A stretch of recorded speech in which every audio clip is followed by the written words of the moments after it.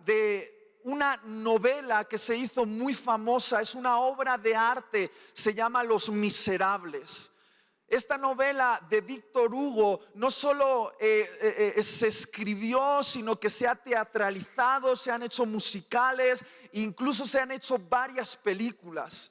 Los Miserables cuenta una historia de perdón redentor. Habla acerca de un hombre llamado Jean Valjean, que en un tiempo de necesidad en Francia robó alimento para su familia, pero fue capturado, fue descubierto en ese acto y sometido a una disciplina exagerada. Lo metieron en la cárcel durante años, él intentó escapar y su pena se fue hinchando, sometido a trabajos forzosos, y finalmente ese hombre se convirtió en un miserable, un hombre rudo, un hombre violento, un hombre que no confiaba absolutamente en nadie. Lo que diríamos que la vida le hizo un corazón de piedra. Y cuando por fin logró la libertad, no sabía vivir, no sabía conectar con los seres humanos, hasta que de repente tuvo un encuentro con un obispo, el obispo Myriel. El obispo le invitó a quedarse en su casa, le acogió con amor, pero Jean Valjean instintivamente le robó. Ahora quiero que veamos unas imágenes de lo que ocurrió y cómo ese acto de perdón redimió la vida de Jean Valjean. Dentro vídeo, por favor. ¿Tocó alguna puerta para pedir albergue? Ya toqué muchas. Déjeme en paz. No ha tocado esa. Toque esa puerta.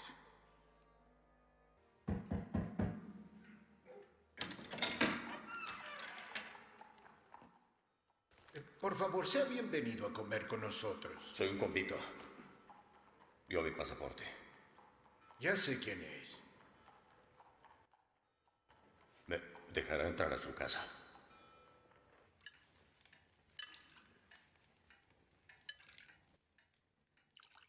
Aún así, quien quiera que sea, gracias. Comida y dónde dormir. En una cama. En la mañana seré un hombre nuevo.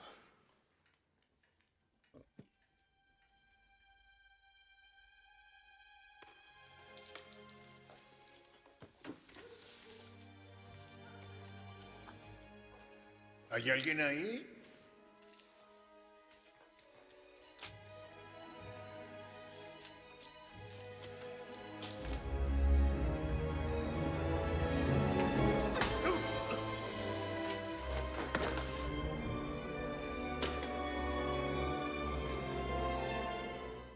Nos haremos cucharas de palo. No quiero volver a hablar del tema. Lamento molestarlo. Lo atraparon. Estoy enfadado contigo, Jean Valjean. ¿Qué le pasó a su ojo, monseñor? ¿No le dijo que fue mi huésped anoche? Ah, sí. Después de hurgar en su saco, él dice que usted se la obsequió. Sí. Claro que yo se la obsequié. Pero, ¿por qué no te llevaste los candelabros? ¡Qué gran descuido! Señora Gillot, traiga los candelabros de plata, que valen por lo menos 2,000 francos. ¿Por qué los dejaste? Deprisa, el señor Valjean tiene que irse, ya perdió mucho tiempo. ¿Olvidaste tomarlos? ¿Está diciendo que dijo la verdad? Sí, claro. Gracias por haberlo traído, me han tranquilizado. Libérenlo. ¿Me dejarán ir? ¿No oíste al obispo?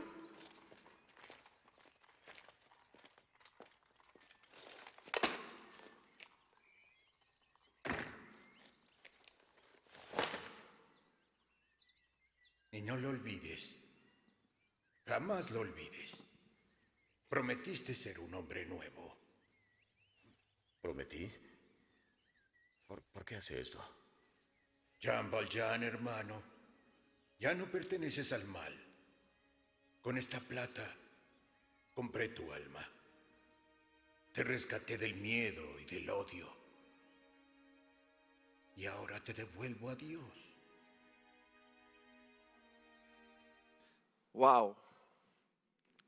Estas fueron las palabras del obispo. Le dijo: jamás lo olvides, prometiste ser un hombre nuevo. Jean Valjean, hermano, ya no perteneces al mal. Con esta plata he comprado tu alma, te he rescatado del miedo y el odio, y ahora te devuelvo a Dios. Si has tenido la oportunidad de ver el musical, sabrás que este acto de perdón impulsó a ese miserable a un encuentro con Dios que lo convirtió en un hombre de honor. Jean Valjean se encontró frente a frente con una fuerza más poderosa que el odio que había gobernado su vida durante años. Se encontró frente a frente con el poder del perdón. Y no cualquier perdón, un perdón que rompió todos sus mecanismos de defensa. Un perdón que hizo que ese corazón de piedra se convirtiese en un corazón de carne, y que impulsó a un encuentro con Dios a ese miserable. Reveló a Jesús en su vida mejor que cualquier argumento o apología. Un cristiano perdonando a su enemigo e intercediendo en favor de él. Ahora, la Biblia contiene una historia de perdón redentor aún mucho más hermosa e impactante que esta. Una historia que muchas veces pasa inadvertida para la mayoría cuando leen la Biblia, pero que está ahí presente. Es la historia de Filemón y su esclavo Onésimo. Esta historia se encuentra en el libro de Filemón. Es el libro más pequeño de toda la escritura, pero que contiene una de las verdades más grandes de toda la escritura. El Espíritu Santo consideró que esa pequeña carta de Pablo a Filemón contenía un principio tan vital para la iglesia, quizá un principio clave para el avivamiento del cual tanto nuestro hermano Wayne nos está hablando y nos está exhortando, que consideró que esa carta personal debería estar incluida en el canon de las escrituras. Ahora, no quiero dar por supuesto que no conocéis la historia, pero permitirme poner en contexto esa carta, porque esa carta se escribió en el contexto de una traición. Filemón era un hombre rico que vivía en Colosas y tenía esclavos, como era habitual en aquella época, y uno de esos esclavos se llamaba Onésimo. Filemón era hermano nuestro, era cristiano, conoció el evangelio, pero Onésimo no. Y los teólogos dicen que Onésimo probablemente era uno de estos esclavos cercanos a la familia, de esos esclavos a los que se les daba mucha autoridad y responsabilidad en la casa, que tenían acceso a las propiedades del hogar, que tenían acceso directo a la familia. Pero ¿sabes qué? Onésimo quería vivir su propia vida y decidió traicionar a su amo. Ahora, la Biblia no es clara de cuál fue el tipo de traición, pero probablemente implicó algún robo de material, probablemente implicó ruptura de cosas en la casa, quizá incluso cierta violencia con la familia. No lo sabemos, solo sabemos que Onésimo huyó a Roma. Porque uno piensa que si te vas a la capital donde hay tanta gente, entonces te puedes esconder hasta de Dios. Pero ¿sabes qué? Dios es tan increíble que le preparó un encuentro divino. ¿Sabes con quién? Con Pablo. Y le escuchó predicar a Pablo, y algo pasó en el corazón de Onésimo. Y Pablo y Onésimo comenzaron una relación. Él empezó a tener evidencias de una conversión en su vida. Y quizá en una charla Pablo le preguntó: cuéntame acerca de tu vida. Y Onésimo dijo: mira, yo vivía en Colosas y era sirviente de alguien allí. Sí, ¿de quién? De Filemón. No me lo puedo creer. Mi amigo Filemón. Esas diosidencias de Dios, ¿verdad? Y finalmente llegan a la conclusión de que una verdadera conversión implicaba también regresar a la casa de su amo y compensar lo que había hecho. Entonces Pablo escribe una carta personal a su amigo Filemón, se la entrega a Onésimo y le envía a un viaje de reconciliación. Y en esa carta Pablo intercede en favor de Onésimo para que Filemón reciba a aquel que le traicionó en el pasado, ahora como un hermano querido. Y escúchame bien, aunque es Pablo quien escribe esa carta, cuando yo la leo, escucho la mismísima voz de Dios hablándome. Porque todos aquí podemos sentirnos identificados con Filemón, porque todos aquí hemos tenido un Onésimo en nuestra vida. Alguien que nos ha traicionado. Y quiero que leamos esta carta, pero no como una carta ajena a nosotros, sino como una carta de Dios para nosotros. No la vamos a leer completa, pero acompáñame a Filemón capítulo 1, versículos 8 al 21. Dice: por lo cual, aunque tengo mucha libertad en Cristo para mandarte lo que conviene, más bien te ruego por amor, siendo como soy, Pablo, ya anciano, y ahora además prisionero de Jesucristo. Es como si esta carta la escribiese el hermano Wayne, ¿verdad? Es muy parecido. Te ruego por mi hijo Onésimo, a quien engendré en mis prisiones, el cual en otro tiempo te fue inútil, pero ahora a ti y a mí nos es útil, el cual vuelvo a enviarte. Tú pues recíbele como a mí mismo. Yo quisiera retenerle conmigo, para que en lugar tuyo me sirviese en mis prisiones por el evangelio, pero nada quise hacer sin tu consentimiento, para que tu favor no fuese como necesidad, sino voluntario. Porque quizá para esto se apartó de ti por algún tiempo, para que le recibieses para siempre, no ya como esclavo, sino como más que esclavo, como hermano amado. Mayormente para mí, pero cuanto más para ti, tanto en la carne como en el Señor. Así que si me tienes por compañero, presta atención lo que dice ahora, recíbele como a mí mismo. Y si en algo te dañó o te debe, ponlo a mi cuenta. Yo, Pablo, lo escribo de mi mano, yo lo pagaré. Por no decirte que aún tú mismo te me debes también. Si, hermano, tenga yo algún provecho de ti en el Señor, conforta mi corazón en el Señor. Te he escrito confiando en tu obediencia, sabiendo que harás aún más de lo que te digo. Queridos hermanos, me gustaría primero señalar la ternura con la cual Pablo escribe a su amigo Filemón. No es común escuchar a Pablo con esa ternura diciéndole: amado Filemón, tú que has hecho tanto por los santos, recuerda la amistad que tenemos, porque esta petición es la petición de un anciano y ahora prisionero de Cristo. Es como que Pablo está preparando el camino, porque generalmente cuando Pablo escribe una carta, hace algunas argumentaciones teológicas, da unos mandamientos y suena muy contundente, pero en esta carta no apela a un mandamiento, apela con ternura al corazón de Filemón. Yo siempre me he imaginado a Pablo un poco como Alejandro Escobedo, ¿verdad? Así como severo de vez en cuando, pero con un corazón bien tiernito, ¿eh? Los que les conocemos lo sabemos. Tiene un corazón tierno. Pero la pregunta es, ¿por qué Pablo le hace esta petición así a Filemón? Porque le va a hacer una petición escandalosa. Le va a pedir que perdone al hombre que le hizo tanto daño en el pasado.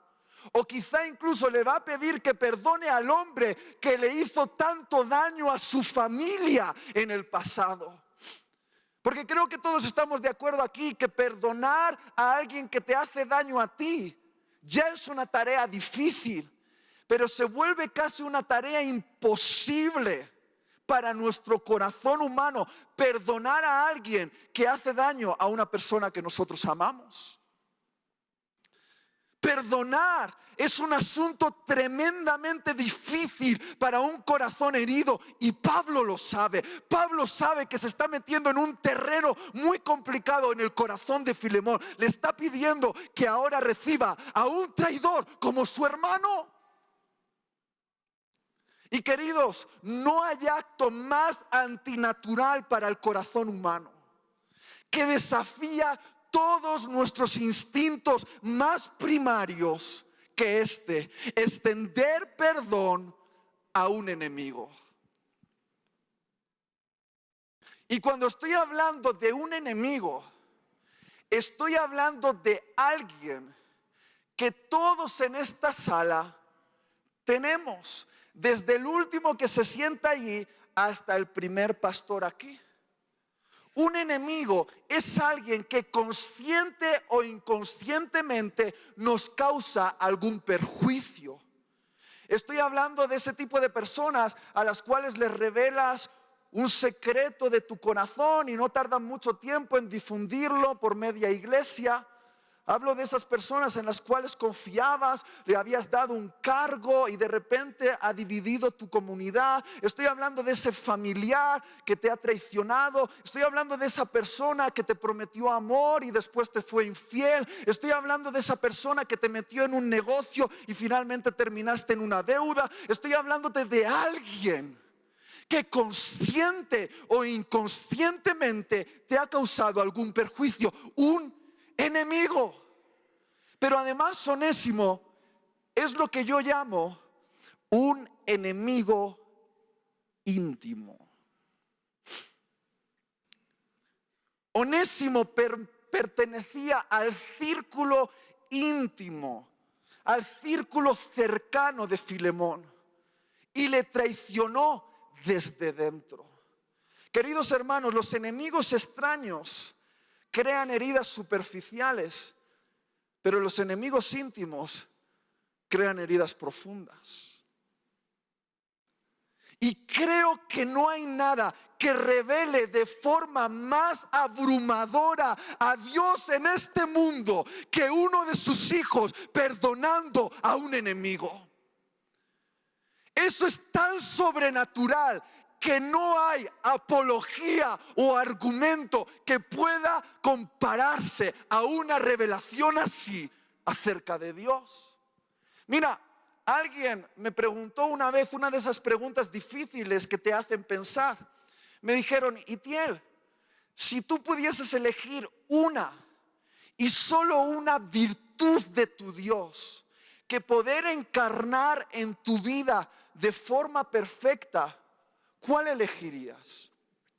¿Cuál crees que sería la virtud de Dios que revelaría mejor su corazón en este mundo? Y pensé, y al principio pensé en la sabiduría. ¿Cómo revelaría a Dios en este mundo si yo fuese capaz de dar solución a todos los problemas de la humanidad? Luego pensé en la sanidad. ¿Cómo revelaría a Dios en este mundo si yo fuese capaz de aliviar todo dolor y todo sufrimiento en el cuerpo humano? Incluso pensé en la compasión. ¿Cómo revelaría a Dios en este mundo si pudiese alimentar a todos los hambrientos y vestir a todos los desnudos? Y pensé en atributos de Dios, y pensé en su naturaleza, y finalmente elegí el perdón. ¿Sabes por qué? Porque el perdón te conecta directamente con Jesús en la cruz. Cuando perdonas, literalmente estás siendo crucificado con Cristo. Estás identificándote con Jesús en el momento más determinante de su vida humana. El número de miembros de tu iglesia no dice nada acerca de si tienes el corazón de Jesús. Tus títulos teológicos no dicen nada acerca de si tienes el corazón de Jesús. Pocas cosas, escúchame bien, pocas cosas revelan de forma más abrumadora a Dios que el perdón. Y pocas veces serás tan parecido a Jesús como en el momento en el que perdonas una ofensa a un enemigo. Da igual que te dejases barba, vistieses en túnica y caminases en sandalias. Da igual que fueses capaz de reproducir cada uno de los discursos que Jesús dijo. Da igual que fueses capaz de sanar a todos los enfermos que Jesús sanó. Da igual que fueses capaz de alimentar al mismo número de personas que Jesús alimentó. Pocas veces revelarás el corazón de Jesús de forma más evidente que cuando extiendes perdón a un enemigo, a tu Onésimo. Hay una conexión tan íntima entre tu corazón y el corazón de Jesús cuando te identificas con Él en el acto del perdón. Si eres como yo soy bien carismático. Sí, lo confieso. ¿Habrás hecho alguna vez un tipo de oración así? ¡Dios! Quiero estar más cerca de ti. Quiero tener un corazón conforme a tu corazón. No sé si tan teatral, pero ¿has orado alguna vez así, sí o no? ¿Le has pedido eso a Jesús alguna vez? Pues muchas veces Dios contesta a esa oración regalándote un enemigo.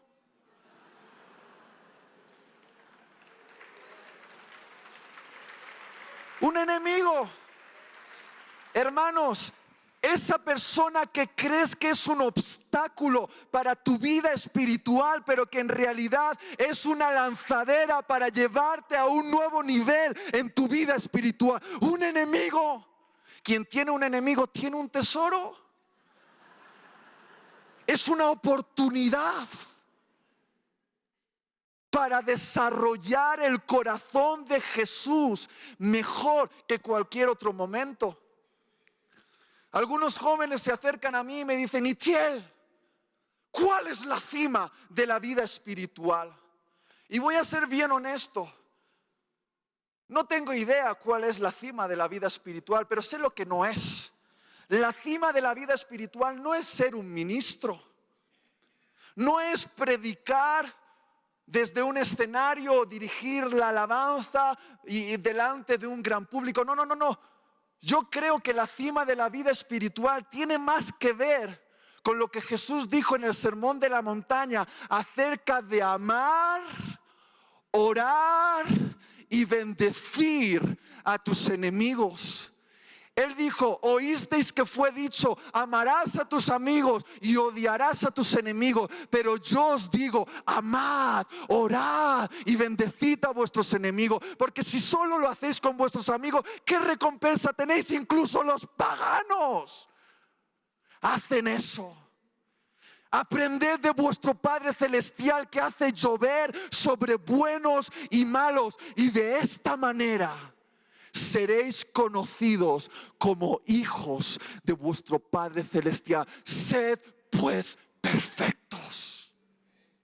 Esa es la cima espiritual. Quizá la última vez que diste una profecía te equivocaste de lleno, nunca has visto una visión, y la última vez que oraste por un enfermo se puso peor.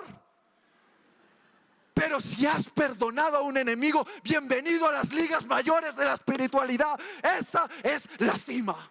Esa es la cima. Y no lo digo yo, lo dicen mis compañeros universitarios ateos.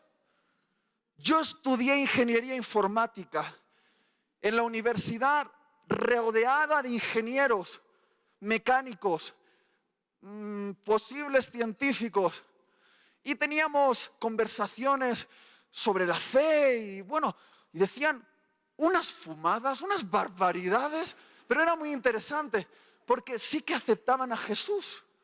Sí que creían que Jesús existió. Decían algunos que era un revolucionario, otros decían no, fue el primer comunista. Decían tonterías. Pero cuando yo les preguntaba, ¿Recuerdas alguna enseñanza de Jesús? En el 90% de los casos, siempre me decían esta. Sí, Jesús dijo eso de ama a tus enemigos. En el 90% de los casos, los ateos relacionan a Jesús con su enseñanza más escandalosa, la enseñanza de amar a los enemigos. ¿Por qué? Porque ante esa enseñanza y ante un cristiano que la encarna, se les caen todos los argumentos en contra, porque dicen, eso solo puede ser producto de algo sobrenatural, debe haber Dios. Cuando un cristiano perdona de esta manera, le está diciendo al mundo, este es mi Dios y este es su corazón.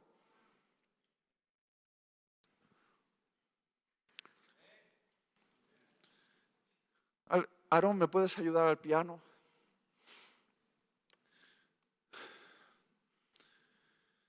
En mi corazón resuenan estas palabras de Pablo, versículo 17. Recíbelo como a mí mismo. Es como si Dios estuviese diciendo, que sepas, amado, que mi corazón está involucrado en este asunto, mi corazón está ahí. Quizá incluso la próxima revelación de mi corazón esté en ese enemigo. Y si algo te debe, ponlo a mi cuenta. Yo pagaré. Pero recuerda, di conmigo, recuerda que tú mismo me debes a mí. Cuando algunos humanistas hablan acerca del perdón, dicen estupideces como estas. Simplemente, olvídalo. Olvídalo. No se puede olvidar. Una traición no se olvida. Escucha, ¿qué quieres? ¿Que me engañe a mí mismo? ¿Que haga como que no ha ocurrido? ¿Que me invente una fantasía? No, ocurrió y fue importante. Causó daño en tu casa, causó daño en tu iglesia, te causó daño a ti o a alguien que amabas. Escúchame, esto no se trata de olvidar. Para los cristianos, el perdón no se trata tanto de olvidar como se trata de recordar. Se trata de recordar la cruz. Y quiero llevarte en esta mañana a ese lugar de dolor, pero que será el lugar de tu mayor gloria. Ese lugar donde perderás tu derecho a ser compensado, pero donde ganarás el corazón de Jesús. Quiero llevarte a ese lugar donde te dejas vencer, pero donde en realidad estás venciendo al mundo. Quiero llevarte a ese lugar de aparente debilidad, pero que en realidad representa el poder más grande de todo el universo. Esta mañana quiero que todos juntos vayamos una vez más a la cruz. Ese lugar donde Dios perdonó a sus enemigos. A ti, al hermano Wayne. Porque el hermano Wayne no nació siendo un amigo de Dios, nació siendo un enemigo. Pero fue perdonado en la cruz. Y ese es el lugar donde uno aprende a perdonar a sus enemigos. Acompáñame a Lucas 23, 33 al 37. Está en la pantalla, dice: y cuando llegaron al lugar llamado de la calavera, le crucificaron allí, y a los malhechores, uno a la derecha y otro a la izquierda. Y Jesús decía: Padre, Padre, perdónalos, porque no saben lo que hacen. Y repartieron entre sí sus vestidos echando suertes. Y el pueblo estaba mirando, y aún los gobernantes se burlaban de él diciendo: a otros salvó, sálvese a sí mismo, si este es el Cristo, el escogido de Dios. Los soldados también le escarnecían, acercándose y presentándole vinagre y diciendo: si tú eres el rey de los judíos, sálvate a ti mismo. Hermanos, Jesús en esa cruz nos enseñó que perdonar significa no salvarse a uno mismo, incluso aunque pudieras hacerlo. En esa cruz, Jesús, con sus brazos abiertos, rasgado, herido por sus enemigos, por ti y por mí, no miró hacia abajo, hacia nosotros, y nos dijo: os perdono, sino que miró hacia arriba, hacia el Padre, y dijo: Padre, perdónalos, porque no saben lo que hacen. Porque si Jesús hubiese dicho a esas personas: os perdono, a personas que ni siquiera le estaban escuchando, a personas que ni siquiera pensaban que debían ser perdonadas de nada, a personas que incluso estaban disfrutando con el dolor de Jesús en la cruz, si Él les hubiese dicho: os perdono, hubiese sido como echar perlas a los cerdos. Esas preciosas palabras, esas preciosas palabras hubiesen sido desperdiciadas por unas personas que no estaban listas para recibirlas. Jesús hizo algo más impresionante. Jesús nos demostró la evidencia cristiana del perdón. Jesús intercedió por sus enemigos delante del Padre. Porque pedir al Padre que los perdonara no solo demostraba que Jesús ya los había perdonado, sino algo aún más grandioso: que Jesús estaba intercediendo en favor del Padre para que el Padre no derramase sobre ellos su justa venganza. Y queridos hermanos, tan cierto como que Dios es amor, tan cierto como que Dios es santo, tan cierto como que Dios es compasivo, es que Dios es vengador. Y quiero que me escuches bien. Yo sé que cuando digo que Dios es vengador nos tensamos, porque pensamos en la venganza de una forma corrupta, desde la venganza humana, pero la venganza en Dios es un atributo de su santidad. La venganza en Dios es lo que va a equilibrar el universo. Al final de la era es lo que va a poner todo en perfecta armonía. Escúchame bien, la Biblia dice: mía es la venganza. Dios es el mayor vindicador de todo el universo, y la venganza es territorio exclusivo de Dios. Y nadie, por muy pastor, ministro o ungido que estés, puede entrar ahí. Nadie puede entrar ahí. La venganza es territorio exclusivo de Dios. Y cuando Jesús levantó su voz al Padre y le dijo: perdónalos, lo que Jesús estaba haciendo era pedir la amnistía para sus enemigos. Estaba diciendo: Padre, no les tomes en cuenta esta ofensa contra mí. Bórrala de tu registro, arranca esa página de tu libro. En cuanto al castigo que sus actos contra mí merecen, te pido, Dios, no ejecutes tu justa venganza por mi causa. Literalmente Jesús estaba poniendo como intercesor entre el Dios santo, vengador, y sus enemigos, y haciendo una barrera y diciendo: Padre, yo les perdono, te pido que tú les perdones también. vamos a borrar esto.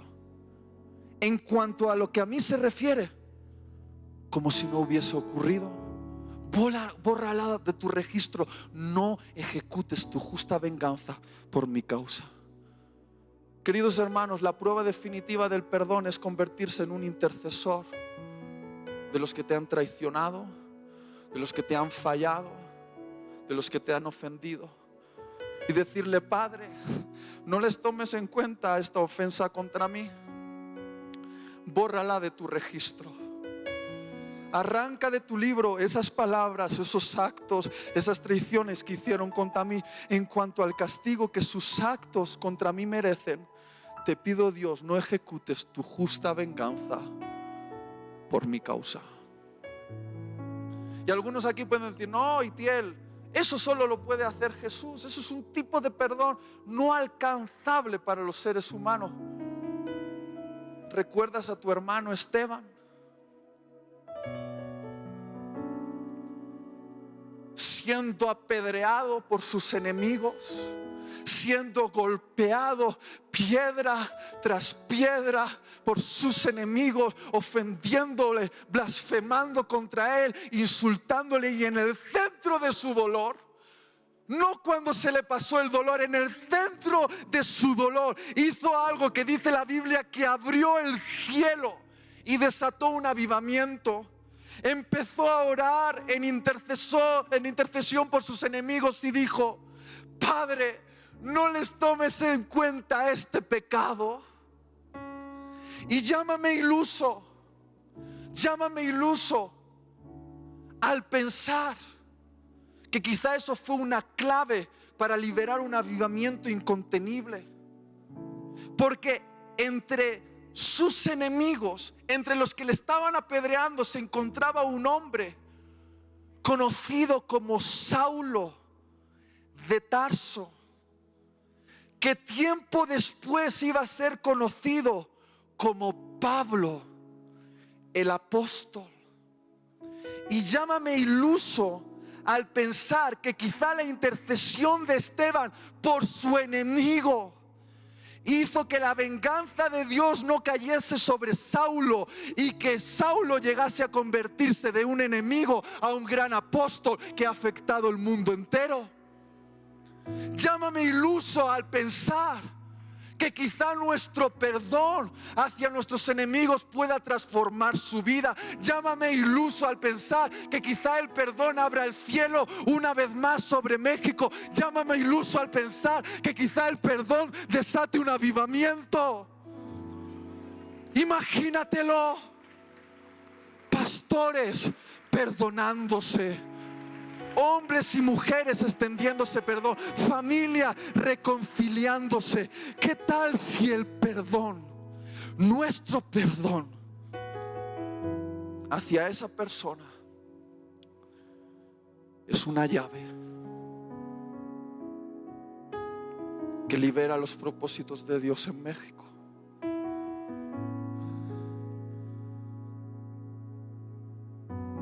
Yo no puedo enseñar mucho a los pastores de esta sala. Yo aprendo de ellos. Pero si algo he podido aprender, y no en un libro, ha sido a lidiar con mi corazón en asuntos referentes a enemigos íntimos. Y hace unos meses atrás yo estaba en oración, de rodillas delante de Dios, así bien carismático, intentando lidiar con un enemigo íntimo en mi corazón. Y yo, como buen cristiano, porque somos buena gente, ¿verdad?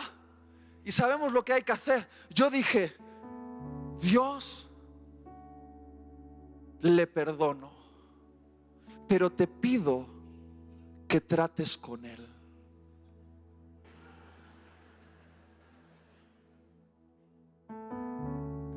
¿Qué significa en nuestro lenguaje evangélico?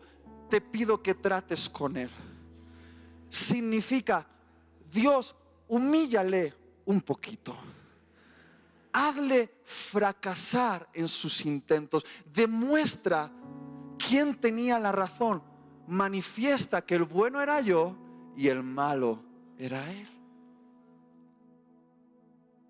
Y Dios me dijo: Itiel, yo soy tu vengador y yo daré a cada uno según se merece. Yo le dije: Padre, no me gusta la palabra venganza.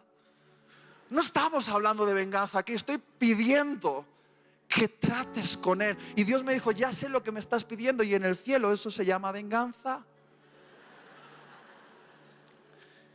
Y Dios me dijo: ¿te gustaría perdonar a ese enemigo como Jesús lo hizo? Padre, ¿qué crees que llevo haciendo media hora aquí? Y dice: no le estás perdonando como Jesús.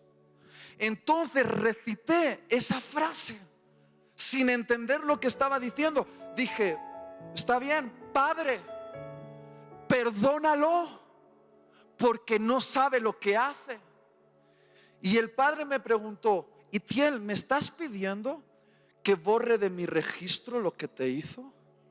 ¿Me estás pidiendo que haga como que no ocurrió, que no ejecute mi justa venganza sobre él por lo que te hizo a ti? Déjame pensarlo un poquito.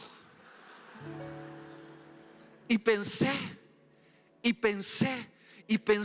cuántas veces Dios me ha perdonado a mí. Cuántas veces Él no me ha expuesto. Cuántas veces Él no ha revelado mis vergüenzas. Y cuando tuve una panorámica de cuánto he sido perdonado yo, entonces dije: está bien, Padre, perdónalo porque no sabe lo que hace. Y Dios me dijo: ¿me estás pidiendo que le bendiga? Y digo: no hemos hablado de bendición, hemos hablado de no venganza, pero no de bendición. Y entonces el Padre me sedujo con una oferta que no podía rechazar. Me dijo: Itiel, ¿qué tal si en la medida que tú desees su bendición, yo te doy una medida mayor de mi presencia en ti? Itiel, ¿deseas una mayor medida de mi presencia más de lo que deseas ver a tu enemigo castigado? Quiero terminar. Por favor, mira a Jesús. Mira a Jesús perdonándote. El perdón no es algo romántico. El perdón duele. Así suena el perdón.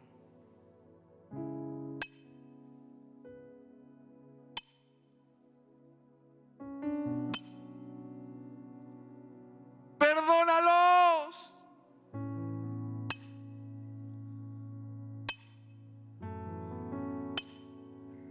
Padre, perdónalos.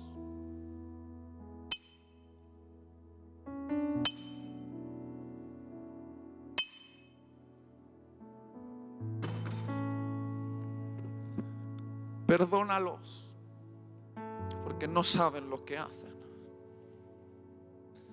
El perdón tiene un coste. En el perdón alguien tiene que ser crucificado. Escúchame bien.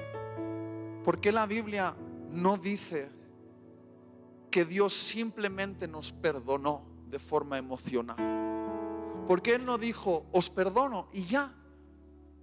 Sino que entregó a Jesús en sacrificio para perdonarnos. Porque, queridos hermanos, no se puede simplemente perdonar. No se puede simplemente perdonar de forma emocional.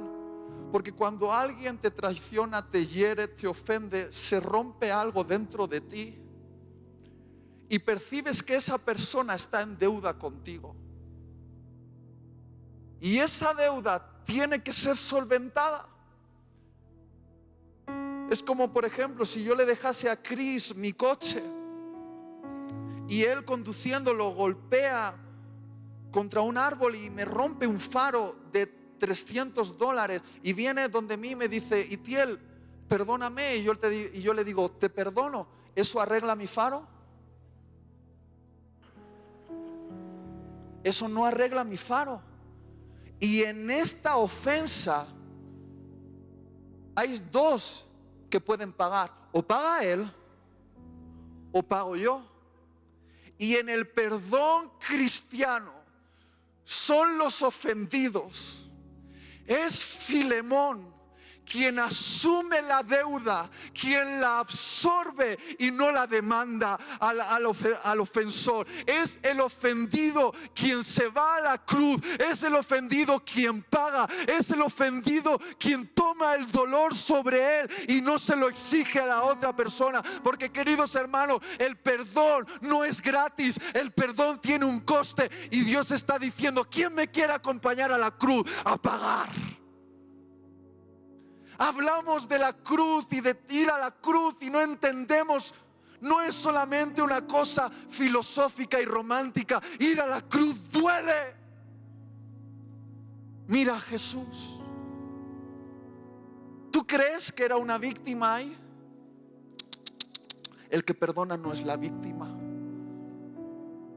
La Biblia dice que Jesús, si hubiese abierto la boca, si se hubiese defendido, legiones de ángeles hubiesen venido a su defensa. Un solo ángel mató a todos los primogénitos en Egipto. Imagínate legiones. Pero Jesús en esa cruz, aunque tenía todo el poder en su mano, no lo usó en su defensa. Y nos enseña que perdonar es no defenderse.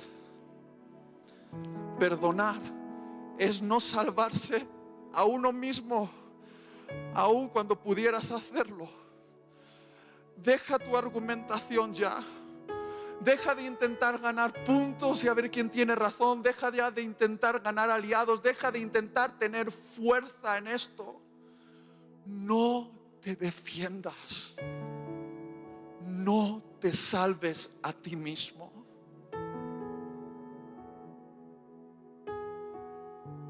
Vete a la cruz y besa a Jesús. No eres una víctima cuando perdonas. Eres el hombre más poderoso. Eres la mujer más poderosa. Estás con Jesús y besas sus heridas y dices: ahora te entiendo. Ahora estoy más cerca de ti. Allá afuera muchos tienen el síndrome de Tomás. Ponme la imagen. Cuando le dijeron a Tomás: Jesús ha resucitado, él dijo: no, yo no lo creo. Yo no creeré hasta que no meta mis dedos en sus heridas. Perdonadme, pero hemos decepcionado mucho a la gente de allá afuera. Ellos no tienen por qué creernos. No tienen por qué creer nuestros argumentos, nuestros grandes eventos, nuestros perfectos shows, si no pueden meter sus dedos en nuestras heridas. La gente de allá afuera tiene el mismo deseo que el hermano Wayne. Demuéstrame que no solamente es un discurso, demuéstrame que es real. Demuéstrame que lo que tú estás viviendo es tan sobrenatural que escandaliza a toda argumentación. Demuéstrame que tú puedes llamar hermano a alguien que te traicionó. Muéstrame una herida.